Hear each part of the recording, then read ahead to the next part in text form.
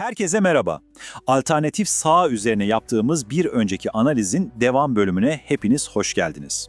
Bu defa işin teorisini biraz kenara bırakıp doğrudan pratiğe dalıyoruz.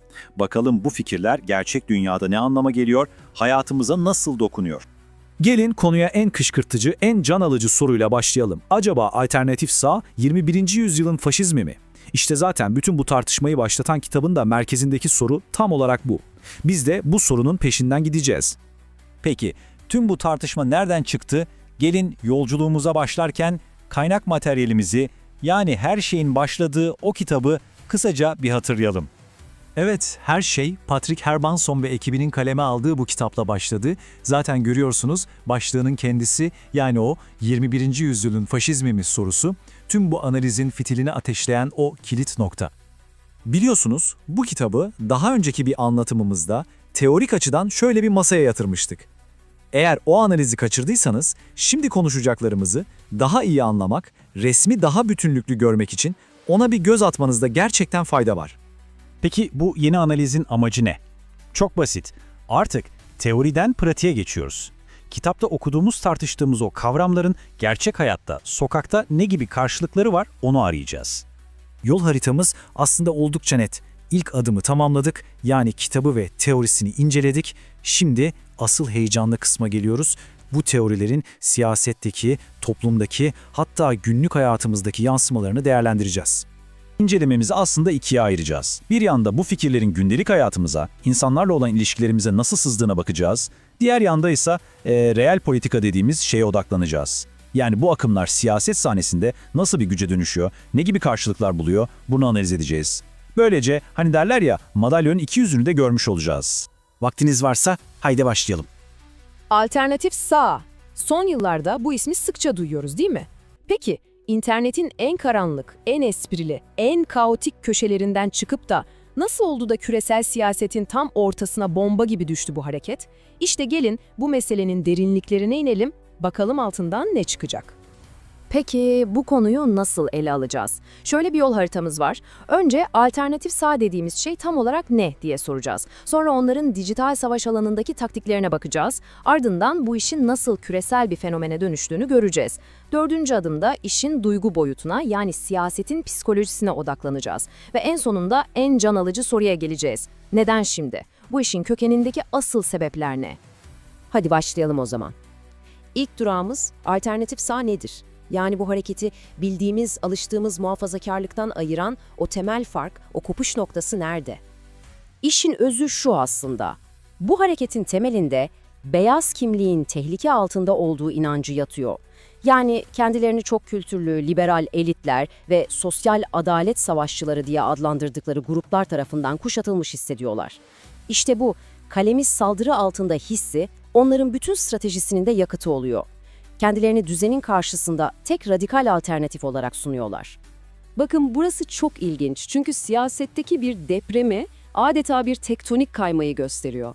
Ve o en uçtaki, en radikal fikirler artık yeni merkez oluvermiş durumda. Oyunun kuralları resmen yeniden yazılmış. Peki tamam, anladık. Ama bu kadar kenarda köşede kalmış bir ideoloji nasıl oldu da ana akım haline geldi? İşte bu sorunun cevabı için gitmemiz gereken yer belli. Dijital savaş alanı, yani internet. Bu iş bir gecede olmadı tabii. Bakın bu zaman çizelgesi her şeyi özetliyor aslında. Her şey 2008-2012 arası 4chan, Reddit gibi forumlarda internetin o en ücra köşelerinde başladı. Sonra 2015'e doğru bu fikirler yavaş yavaş paketlenip yeniden dolaşıma sokuldu. 2016'daki ABD seçimleriyle birlikte artık iyice siyasi bir görünürlük kazandılar. Ve maalesef 2017'de Charlottesville'de gördüğümüz gibi bu dijital öfke sokağa taştı, şiddete dönüştü. Oradan sonra da zaten uluslararası bağlantılar arttı ve olay küreselleşti. Peki bu dijital savaşta kullandıkları silahlar ne? İşte oyun kitapları tam olarak bu. Yaygın trolleme, binlerce sahte hesap. Kültürel Marksizm diye hayali bir düşman yaratıp sürekli ona saldırmak. Siyasal doğruculuk dedikleri her şeye bu bir sansürdür diyerek karşı çıkmak ve tabii ki en etkili silahları ve ironi.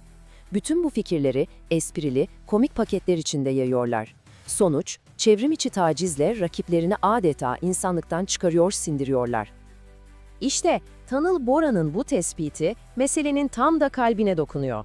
Bu bildiğimiz anlamda bir mizah değil. Bu karanlık, çirkin bir mizah. Amacı insanları güldürmek veya ufuk açmak falan değil. Tam tersine aşağılamak, insanlıktan çıkarmak. En tehlikelisi de ne biliyor musunuz? Bütün bu zulmü, bütün bu nefreti, ya biz şaka yapıyoruz ne var bunda kılıfı altında normalleştiriyor. İşte bu zehri şekerle kaplamak gibi bir şey. Şimdi bu anlattıkların hep Batı'da, Amerika'da olan şeyler diyorsanız, işte orada yanılıyorsunuz. Bu artık küresel bir fenomen. Gelin şimdi aynı ideolojinin dünyanın farklı yerlerinde nasıl farklı maskeler taktığına bir bakalım. Bu tablo hareketin ne kadar esnek, ne kadar bu kalemun gibi olduğunu çok net gösteriyor. Mesela Rusya'ya bakıyorsunuz, oradaki devlet milliyetçiliğiyle iç içe geçmiş. Hindistan'a gidiyorsunuz, karşınıza Hindutva ideolojisiyle birleşmiş bir yapı çıkıyor. Japonya'da ise bambaşka bir maske takıyor. Popüler kültür ve internetteki erkek egemen platformlar üzerinden yayılıyor. İdeoloji aynı ama kostüm farklı. Ve bu grafikte taktiklerin nasıl değiştiğini harika bir şekilde özetliyor. Japonya'da savaş neredeyse tamamen dijital propaganda üzerinden yürürken, Hindistan'da daha çok mitolojik ve entelektüel bir üretim görüyoruz, Rusya'da ise iş daha çok kurumsal ve sokak eylemlerine dökülüyor. Yani amaç aynı ama yöntemler her ülkenin kendi siyasi ve kültürel iklimine göre özel olarak ayarlanıyor. Tam bir terzi işi. Tamam, hareketin ne olduğunu ve nasıl yayıldığını gördük ama şimdi asıl önemli kısma geliyoruz. Bu devasa makineyi çalıştıran yakıt ne? İşte o yakıt, duygular. Mantığın bittiği yer. Tanıl Bora'nın bu sözü, durumu inanılmaz bir şekilde özetliyor aslında. Diyor ki, faşizan siyaset dili, kalbe veya akla hitap etmez. Omuriliğe hitap eder. Yani ne demek bu? Sizi düşündürmeye, ikna etmeye çalışmaz. Sizi aniden ürperten, tüylerinizi diken diken eden o ilkel, o içgüdüsel tepkiye oynar.